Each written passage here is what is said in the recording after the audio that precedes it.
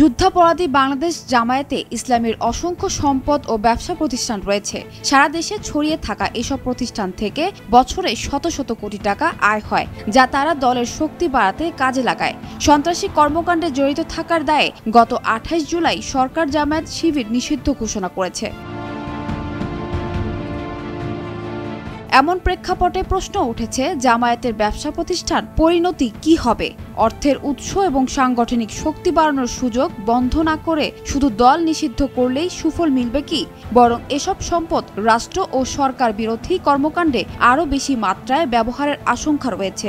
সরকার নির্বাহী আদেশে জামায়াত শিবির নিষিদ্ধ ঘোষণা করায় দলটির প্রকাশ্য রাজনৈতিক কার্যক্রম বন্ধ হয়ে গেল।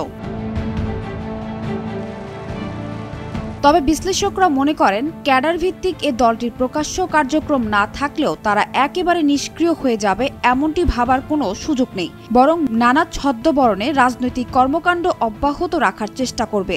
আর সেক্ষেত্রে এই বিপুল অর্থ সম্পদের উৎস কাজে লাগাবে তারা।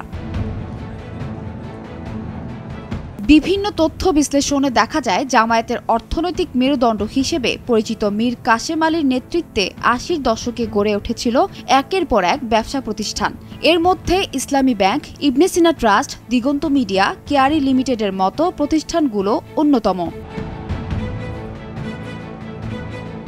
এছাড়া international Islamic university Chattogram, Manarat international university সহ বিভিন্ন শিক্ষা প্রতিষ্ঠানও ছিল। তবে মানবতা বিরোধী অপরাধের দায়ে মীর কাসেম আলীর মৃত্যুদণ্ডের ফলে জামায়াত ঘরানার এসব প্রতিষ্ঠানগুলোর বেশিরভাগই তাদের নিয়ন্ত্রণের বাইরে চলে যায়, আর যেগুলো নিজেদের নিয়ন্ত্রণে রয়েছে সেগুলোর পরিধিও সীমিত হয়ে পড়েছে।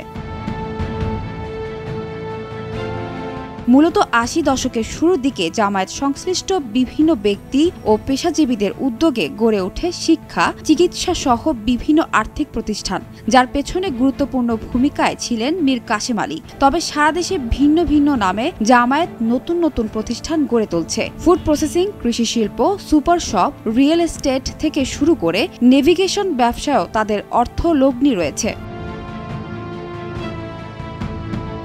জানতে চাইলে সাবেক তত্ত্বাবধায়ক সরকারের অর্থ উপদেষ্টা ডক্টর এবি মির্জা আজিজুল ইসলাম ভোরের কাগজকে বলেন, জামায়াত নিষিদ্ধের এই সিদ্ধান্তকে স্বাগত জানাই, কিন্তু সরকার কোন প্রেক্ষাপটে এমন প্রতিকূল অবস্থায় এই সিদ্ধান্ত নিচ্ছে তা নিয়ে চিন্তার বিষয় রয়েছে।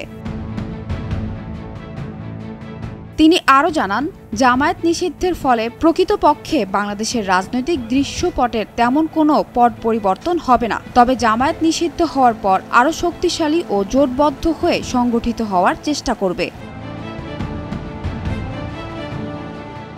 এছাড়া অর্থনৈতিকভাবেও তারা অনেক শক্তিশালী। এজন্য নিষিদ্ধ করার পর দলের নেতাকর্মীদের শক্তভাবে মোকাবিলা করতে না পারলে দেশের অস্থিতিশীল পরিস্থিতি সৃষ্টি, হামলা, নাশকতা সহ আরও বহু ধরনের ঘটনা ঘটতে পারে। তাই সরকারকে এ বিষয়ে মনোযোগ দিতে হবে। মূলত গত এক দশকে জামায়াতের প্রতিষ্ঠানের অবস্থা খারাপ হয়েছে। কিছু প্রতিষ্ঠান তাদের হাতছাড়া হয়ে গিয়েছে, যেগুলো এখনও টিকে আছে সেগুলোর অবস্থাও ভালো নেই। মীর কাসেম আলীর হাত ধরে প্রতিষ্ঠিত দিগন্ত মিডিয়া লিমিটেডের অবস্থাও বেহাল। এই গ্রুপের নিয়ন্ত্রণে থাকা দিগন্ত টেলিভিশন 2013 সালের 6 মে থেকে বন্ধ। এছাড়া দৈনিক নয়া দিগন্ত পত্রিকাটি চালু থাকলেও অবস্থা ভালো নয় বলে জানা গেছে। সানজিরা তাবাসসুম, ভোরের কাগজ।